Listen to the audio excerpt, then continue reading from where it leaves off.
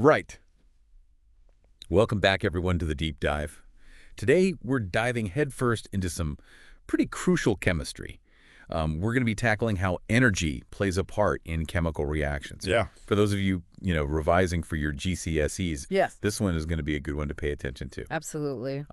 Basically, we're going to be looking at reactions that either give off energy Yeah. or, take it in. Yes. And then after that, we'll see how these energy shifts can actually be used to generate electricity. Yep. Like in batteries and fuel cells and things. So if you're struggling with these concepts at all, this deep dive is going to be your ultimate guide to absolutely nailing them. Yeah. Understanding the energy changes that happen during chemical reactions, it really is a fundamental part of chemistry. And you'll see how it kind of underpins how a lot of the world around us actually works. Yeah. From keeping warm on a cold day to actually charging our phones. Yeah. The really crucial thing to remember right from the get-go is that energy, it never just disappears. It's always conserved. Okay.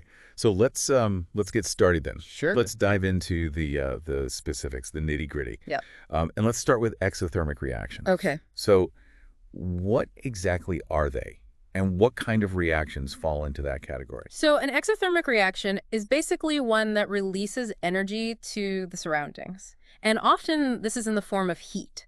So you will usually notice this because the temperature around the reaction increases. And what's happening on a really tiny scale is that the products that are formed in the reaction, they actually end up with less energy, chemical energy, than the starting materials, so the reactants. Okay. So that extra energy has been transferred out. So like when you burn something, right? When you light a match. Yeah. You can feel that heat coming off it. Yeah, exactly. Because the energy is being given off. Yeah, spot on with the match. Burning anything, which is what we call combustion, it is a classic exothermic reaction.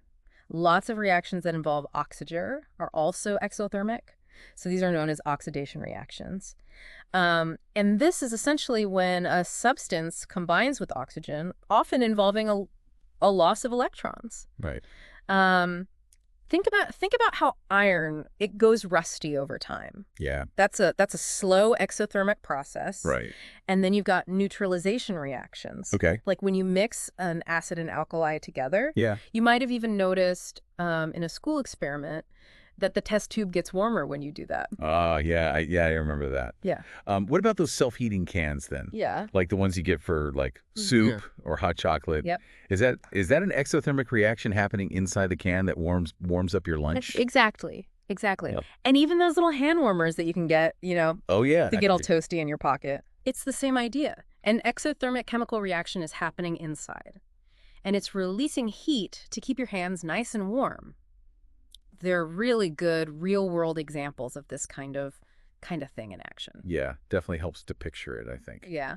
Okay, so that was energy being released. Right. Now, endothermic reactions, they sound like the opposite. You've got it. An endothermic reaction is basically one that takes in energy from the surroundings. Right. So as it's absorbing this energy, the temperature of the surroundings actually drops. Okay. So you'd feel that as a cooling effect. Yeah. And in these reactions, the products actually end up with more chemical energy stored in them than the reactants had to begin with.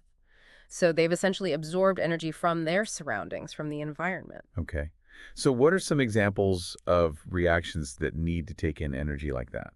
So one important type is what we call thermal decomposition. Okay. And this is essentially where you use heat to break down a substance into simpler chemicals. Right. For instance, if you heat certain metal carbonates really strongly, they'll actually break down into a metal oxide and carbon dioxide. Okay. Another one that you might have seen is the reaction between citric acid and sodium hydrogen carbonate. Right. That's the fizzy reaction you get when you mix baking soda and vinegar together. Yeah. And if you actually touch the container, you might notice it feels a bit cooler. Yeah, I've definitely felt that. That cooling down. Yeah. So those instant ice packs that you use for sports injuries, do they use an endothermic reaction to get cold? Absolutely correct, yeah. They usually contain two substances that, when they're mixed together, undergo an endothermic reaction. Right. Absorbing heat from the injured area. Right. And it provides that cooling sensation, which is really nice. Okay. Right, so we've got energy going out with exothermic, energy coming in with endothermic. Yeah. How do we actually, picture these energy changes during a reaction? Right. Is there a way to visualize it? There is. It involves something called a reaction profile. Okay. Now imagine a graph, and one axis shows the energy of the chemicals, Yep. and the other shows the progress of the reaction. Okay. Yeah. Now, for any reaction to get going, the reactant particles, they need to collide with enough energy to start breaking bonds. Right. Now, this minimum energy that's needed is called the activation energy. Okay. And you can think of it like a little push that's needed to get things rolling. So like, you need to push a car up a hill. Yeah. Before it'll roll down the other side, right? Exactly. You need that initial like effort. Yeah. So the top of that energy hill on our profile, that represents the activation energy. Okay. Now, if you look at where the reactants start on the energy axis, Right. and then where the products end up, Yeah. you can actually see the overall energy change. Okay. So if the products are at a lower energy level than the reactants, Yeah. it means energy has been released. Right. So it's an exothermic reaction. Exothermic. Okay. But if the products are at a higher energy level, then energy has been taken in. Okay, yeah. So that is an endothermic reaction. So just by looking at where the reactants start and where the products end on this graph, you can tell instantly whether it's exothermic or endothermic. Exactly. The difference in height between the reactant and the product energy levels on that profile, that tells you the overall energy change of the reaction. Right. Okay. That makes it much more clear, that idea of energy transfer. Yeah.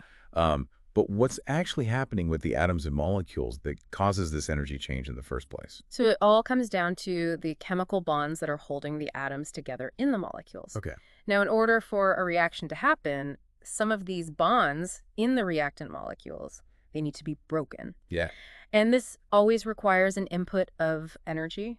Think of it like having to use energy to pull apart Lego bricks that are stuck together. Okay. Then, as the reaction progresses, new bonds form to create the product molecules. Yeah. And when these new bonds form, energy is released. So it's like those Lego bricks clicking together. Yeah. And they release a bit of energy in the process. Okay, so the overall energy change of the reaction, that depends on whether it takes more energy to break those initial bonds than is released when the new ones form. Exactly. Or if it's the other way around. Spot on, yeah. If more energy is given out when those new bonds are made than was needed to break the old ones, then overall energy has been released to the surroundings. Right. So the reaction is exothermic. Exothermic, okay. But if breaking the initial bonds requires more energy than is released when the new ones are formed, then the reaction has to actually take in energy from the surroundings. Okay. So it's endothermic. Right. That makes sense. That's clicking into place now. So we can even work out this overall energy change using something called bond energies, can't we? Yeah, you can. Bond energy is essentially the amount of energy that's needed to break a specific chemical bond. Scientists, they have average values for the bond energies of different types of bond.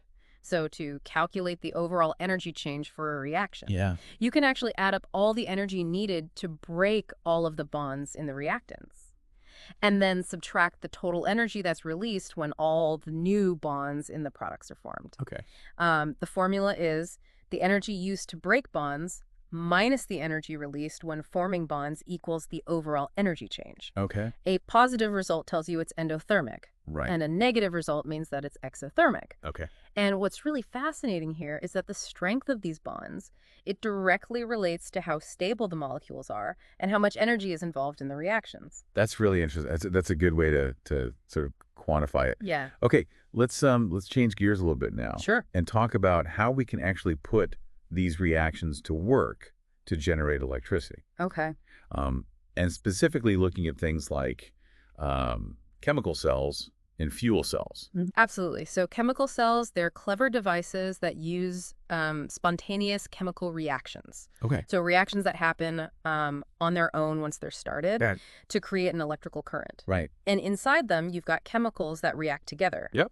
And by doing so, they cause a flow of tiny charged particles called electrons. Okay. And that flow of electrons is what we call electricity. Right. And I know that the voltage that you get from a cell, it's not always the same. Yeah. What does that depend on? So the voltage produced by a chemical cell, it isn't a fixed number. It depends on a few things, but mainly it's the type of metals used for the electrodes. Right. So those are the two conductive parts inside the cell. Okay. And also the electrolyte. which is that conductive solution that allows charged particles called ions, Yeah. which are atoms or molecules with an electrical charge, to move between the electrodes. Right. Okay. Even how concentrated that electrolyte solution is can affect the voltage. Okay. So a simple battery that you might put in, like a remote control or something like that. Yeah. Is that just one of these chemical cells? Not exactly. A single chemical cell usually produces a fairly small voltage. Right. To get a higher voltage that's more useful for powering things, Mm-hmm. we connect two or more of these individual cells together in a series, one after the other. Okay. Yeah. And that combination of cells working together, that's what we call a battery. Right. So each cell adds its bit of voltage to the total. So a battery is like a team of cells, Right. all working together. Exactly. Right. Okay.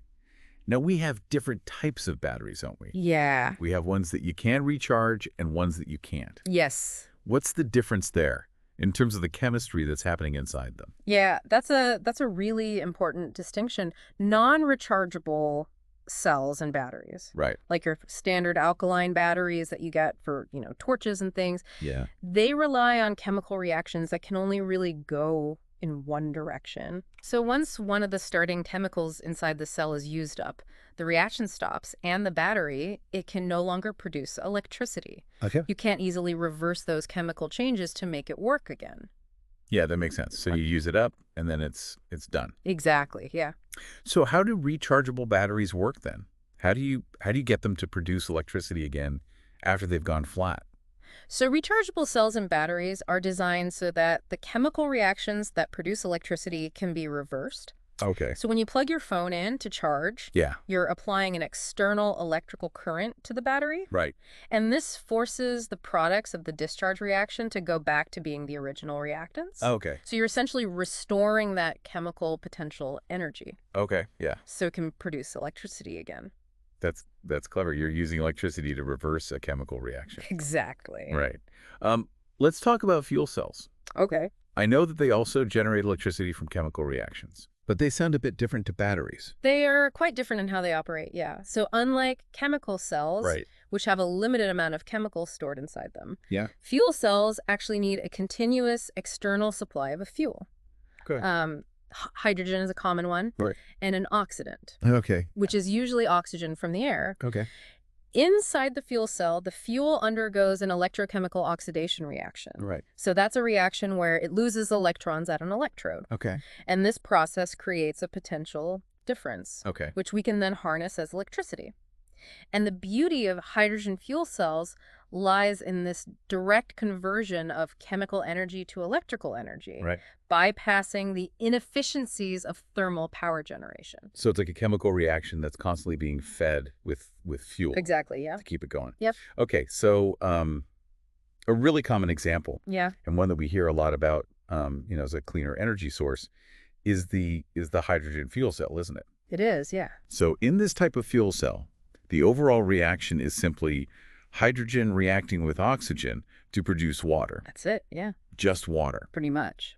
So that sounds much, much cleaner than Right. burning fossil fuels. Yes, definitely. What are the main advantages of hydrogen fuel cells compared to, like, rechargeable batteries then? So one of the main plus points is that fuel cells can keep running as long as they have a supply of fuel. Okay. You don't have to stop and recharge them for hours like you do with the battery. Okay. Also, as you said, the main thing they produce is water. Yeah. Which is, much cleaner than the emissions you get from burning petrol Right. or the disposal issues that we have with old batteries. Right. So they sound really promising. Well, But I guess there must be some downsides too. yes, there are definitely challenges. So hydrogen, it's a gas at normal temperature and pressure. Yeah. And to store enough energy to be useful, it needs to be compressed to really high pressures Right. or stored in other more complex ways. Okay. And this makes it a lot trickier Yeah. and potentially more dangerous to transport and handle compared to, the solid or liquid chemicals that are inside batteries. Yeah, I can imagine. Like having lorries driving around with tanks of highly compressed hydrogen doesn't sound very, very practical Not really, no. for everyday life at the moment. No. So So rechargeable batteries, I mean, they need plugging in and recharging, Yes. but they're maybe easier to live with in terms of storage They are, yeah. and getting them from place to place. Yeah, that's a fair assessment. Rechargeable batteries offer that convenience of being relatively easy to store and transport. Yeah. However, they do eventually wear out, Yeah. and the materials they're made from can be quite difficult and not very environmentally friendly Right. to dispose of Right. because they often don't break down very easily. Right. So both technologies really have their advantages and disadvantages. It's interesting to kind of weigh them up like that, isn't it?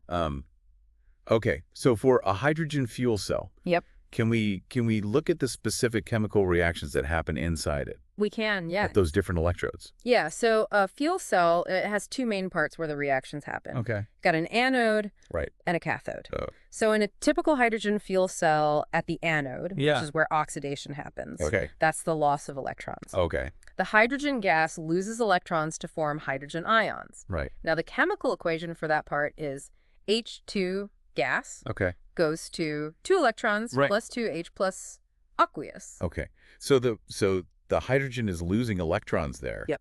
What's happening at the other electrode, the cathode? So at the cathode, Yeah. that's where reduction happens. Okay. That's the gain of electrons. Right. Those hydrogen ions that were formed at the anode, they then react with oxygen gas from the air Yeah. and the electrons that were released at the anode. This reaction forms water. The chemical equation for that is 4H plus aqueous plus O2 gas plus 4 electrons goes to 2H2O gas. Okay. So you can see how the hydrogen and the oxygen, they combine to produce water. Yeah. And in that process, the electrons flow through an external circuit, creating the electrical current that we can use. Fantastic. That really clarifies how these fuel cells actually work. Yeah. At a chemical level. Yep. Right. So we've covered a huge amount today. Yeah. From understanding what makes a reaction exothermic or endothermic Yeah. to actually seeing how these principles are used in everyday chemical cells Yeah. and the more sort of cutting edge technology of fuel cells. Yeah, we've seen how energy is always conserved in these chemical reactions, whether it's released as heat to the surroundings or absorbed from them. We've also seen how the breaking and forming of chemical bonds dictates whether a reaction will be exothermic or endothermic. And finally, we've looked at how these chemical reactions can be harnessed to generate electricity Yeah. in different types of electrochemical cells and fuel cells, each with its own kind of set of pros and cons. Hopefully, this is giving you a much clearer grasp of these really vital concepts for your GCSE chemistry. Yeah, definitely feels like we've dug deep into it. And looking to the future, it's really interesting to think about all the work that's being done to improve both battery and fuel cell technology. Yeah. I mean, scientists are constantly trying to overcome these challenges that we've talked about, like making hydrogen storage safer Yeah. and more efficient for fuel cells and, boosting the lifespan Yeah. and making batteries more recyclable. These are really fast-moving areas of science. They are. And they're really crucial for creating cleaner and more sustainable ways to power our world, aren't they? They are, yeah. It makes you wonder what the next big breakthrough will be in how we use chemical reactions to generate and store energy. Yeah. It's exciting times. It really is.